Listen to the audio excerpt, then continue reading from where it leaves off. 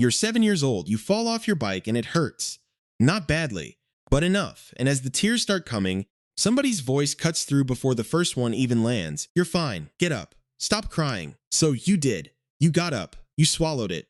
And somewhere in your small 7-year-old body, a new rule got written. A rule nobody ever said out loud, but you understood it completely. What I feel is a problem for other people, so I should stop feeling it where they can see. If you grew up hearing toughen up, stop crying, don't be so sensitive, I'll give you something to cry about. This video is going to explain what those words actually built inside you. Because here's the thing nobody tells you. You didn't get tougher, you got quieter. And those are not the same thing. Every kid runs an experiment in their first years of life. They show a feeling and they watch what happens. They cry, does someone come? They say they're scared. Does someone listen? They get angry. Is that allowed? The results of that experiment become the operating manual for the rest of their life. And if your results came back the same way every time, feelings make people uncomfortable, feelings make people leave the room, feelings make people raise their voice, then you learn to do the only logical thing a child can do. You took everything you felt and you moved it somewhere nobody could see it. Psychologists have a name for the homes where this happens. The researcher John Gottman spent years studying how parents respond to children's emotions, and he found a category he called emotion-depicting households. Not abusive, often loving, often full of parents who genuinely believed they were preparing you for a hard world. But in those homes, sadness was treated like a behavior problem. Fear was treated like weakness, and a crying child wasn't a child who needed something. A crying child was a child who needed to stop. Now fast forward, you're an adult, and the rule you wrote at 7 is still running. You just can't see it anymore because it stopped looking like a rule a long time ago.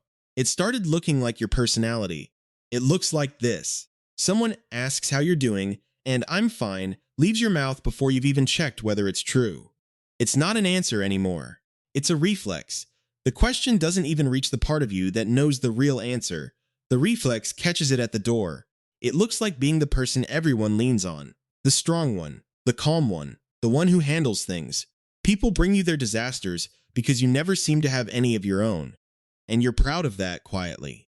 But every now and then, late at night, a thought slips through. Who exactly am I supposed to call? It looks like apologizing when you cry. Think about how strange that is. Something finally breaks through. At a funeral, in a hard conversation, in a parked car, and the very first words out of your mouth are, I'm sorry. Sorry. For having a feeling, in front of another human being. That apology is the 7-year-old, still following the rule. Still trying to clean up the inconvenience of having an inner life. And it looks like going silent when you're hurt. Not cold. Not dramatic. Just gone. Because somewhere deep down you still believe that your pain is a burden, and the most considerate thing you can do with a burden is carry it alone. Stop here for a second, because this is the part that matters. If you recognize yourself in any of that, I want you to notice what you're probably doing right now. You're probably nodding along while feeling almost nothing. Watching a video about your own buried feelings the way you'd watch a documentary about a stranger, interested, calm, a little detached. That's not because the video is wrong. That's the skill working, right now, in real time. The same wall that kept the tears in when you were 7 is keeping the recognition out at this exact moment. You built it so well that it even protects you from noticing it exists. So no, you're not broken. You're not cold. You are extremely good at something you should never have needed to learn. Here's what the research says about where those feelings actually go. Because they don't disappear. That's the lie underneath toughen up. The idea that a suppressed feeling is a deleted feeling. The psychologist James Gross ran studies on emotional suppression.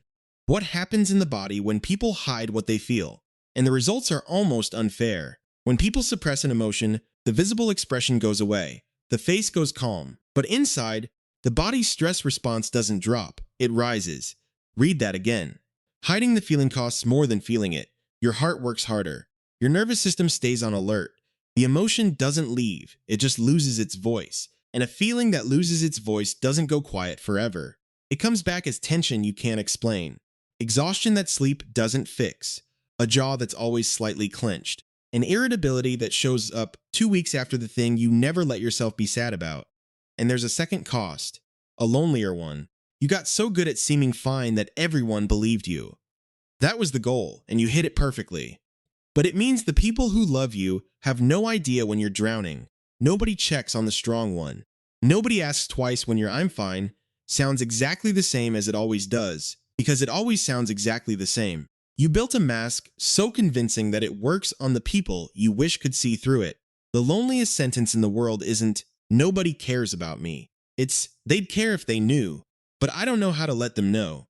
But here's what those childhood voices got wrong. And this is the part of you they never saw. The kid who was told to toughen up didn't stop feeling. You feel enormously. You always did. That was never the problem. You notice the shift in a room before anyone speaks. You carry other people's pain home with you. You replay conversations because some part of you is still checking whether everyone in them was okay. A genuinely cold person doesn't do any of that.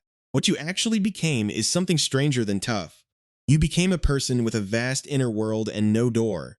Everything happens in there, grief, fear, tenderness, all of it, at full volume, behind a face that gives away nothing. You learn to feel everything and show nothing, which might be the single hardest skill a human being can develop. And look at what you did with it. You didn't become cruel. The kid who got no comfort almost always grows into the adult who gives the most of it. You became the soft place for other people that nobody was for you. You sit with their tears without flinching, without telling them to toughen up, because you remember in your body exactly what it costs to hear those words. That's not toughness. That's something better, built in the worst possible classroom. So here's the truth about the kid on the bike. They didn't need to get up faster. They didn't need thicker skin. They were 7, and they were hurt, and they needed about 90 seconds of someone caring. That's it. That was the whole need. 90 seconds that would have cost the adults in your life nothing.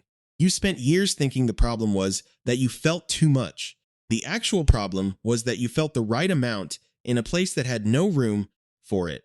And you don't have to undo everything to start changing it. You only have to break one reflex once.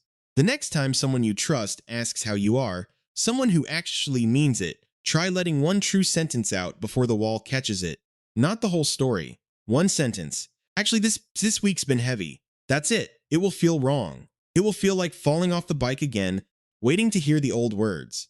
But you're not 7 anymore. You get to be the voice that answers now. So answer differently. When it's you, when it's your kids, when it's anyone standing in front of you with tears coming, say the thing nobody said. You're allowed to feel that. Take your time. I'm not going anywhere. Somewhere in you, a kid on a bike has been waiting their whole life to hear it. If this one hits somewhere quiet, subscribe. It's what this channel is for. I'll see you in the next one.